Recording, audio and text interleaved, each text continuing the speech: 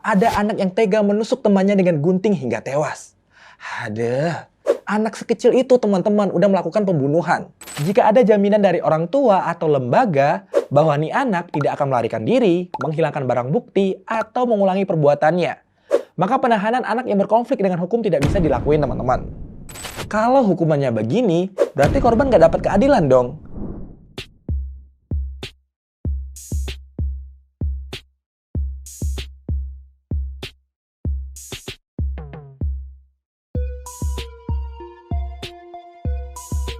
Akhir-akhir ini kasus kriminal yang dilakukan oleh anak di bawah umur semakin marak terjadi.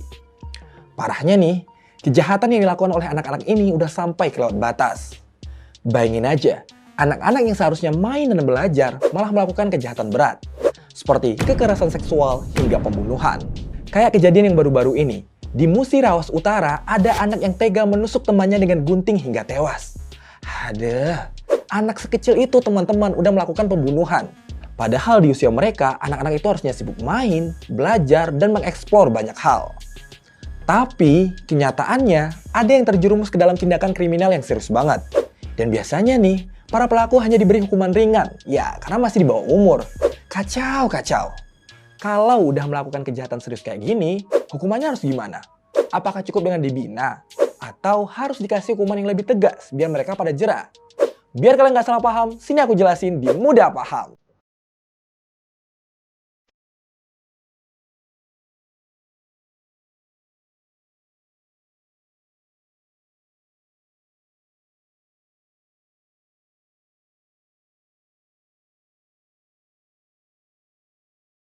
Sebenarnya teman-teman, di dalam Undang-Undang Nomor 11 Tahun 2012 tentang Sistem Peradilan Pidana Anak atau Undang-Undang SPPA, udah dijelasin nih teman-teman. Kalau anak usia 12 tahun hingga di bawah 18 tahun, itu nggak bisa dijatuhi sanksi pidana formal, alias nggak bisa diadili layaknya orang dewasa. Nah, sebelum lanjut nih teman-teman, aku mau ngasih info dulu nih. Kalau di Undang-Undang Nomor 11 Tahun 2012 ini, anak yang melakukan tindak kriminal itu disebut sebagai anak yang berkonflik dengan hukum. Jadi, nextnya aku bakal bilang anak yang berkonflik dengan hukum ya teman-teman. Dalam undang-undang ini udah dijelasin nih teman-teman, kalau anak yang berkonflik dengan hukum akan mendapatkan tindak pidana anak seperti pidana peringatan, pidana dengan syarat, pembinaan luar lembaga, pelayanan masyarakat atau pengawasan, kemudian pelatihan kerja, pembinaan dalam lembaga, dan yang terakhir, penjara. Sedangkan untuk anak yang berusia di bawah 14 tahun cuma dikenakan tindakan aja. Seperti dikembalikan ke orang tua atau diserahkan ke lembaga pembinaan kesejahteraan sosial untuk dibina. Tujuannya ya untuk melindungi masa depan dari anak itu sendiri. Kalau hukumannya begini, berarti korban nggak dapat keadilan dong. Ya, bisa dibilang gitu ya teman-teman. Apalagi di Undang-Undang SPPA ini bilang nih, kalau penahanan anak itu adalah upaya terakhir. Kalian ingat nggak nih sama kasus influencer Mom and Putrio atau Nur Dalilah Putri? Anaknya yang belum genap berusia 5 tahun pada waktu itu dilecehkan oleh anak yang berusia 8 tahun ketika beribadah. Kasus ini sempat viral kemarin karena walaupun sudah melapor, pelaku hanya direhabilitasi dan tidak mendapatkan hukuman yang setimpal. Soalnya terduga pelaku berusia di bawah 12 tahun. Memang miris ya teman-teman. Sebenarnya untuk mencapai hukuman tahanan ada syaratnya nih teman-teman. Penahanan hanya bisa dilakukan jika anak berusia 14 tahun dan diduga melakukan tindak pidana dengan ancaman 7 tahun penjara atau lebih. Akan tetapi, jika ada jaminan dari orang tua atau lembaga bahwa nih anak tidak akan melarikan diri, menghilangkan barang bukti, atau mengulangi perbuatannya, maka penahanan anak yang berkonflik dengan hukum tidak bisa dilakuin teman-teman.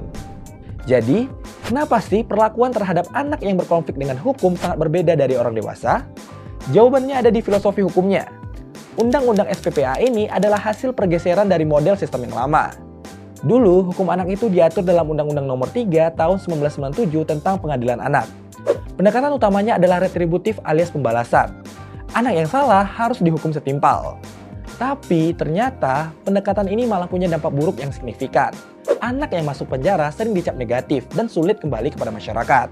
Bahkan, penjara sering berfungsi sebagai sekolah kejahatan, yang justru meningkatkan kemungkinan mereka mengulangi tindak pidana di masa depan.